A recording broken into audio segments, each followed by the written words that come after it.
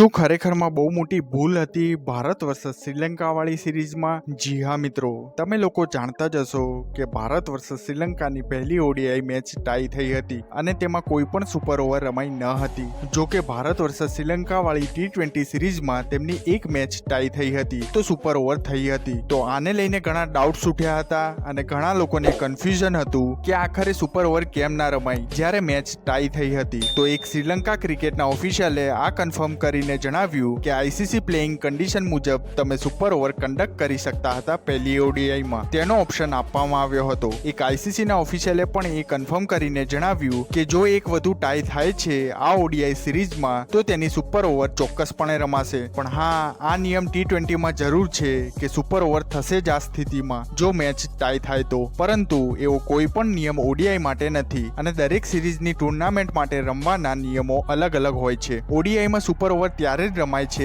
જ્યારે તે નોકઆઉટ મેચો હોય છે મલ્ટીનેશન ઇવેન્ટમાં. તો ચાલો ભાઈ, આ સારી વાત છે કે ત્રીજી ઓડીઆઈમાં જો આપણે લોકોને ફરીથી ટાઈ દેખવા મળશે તો સુપર ઓવર થશે.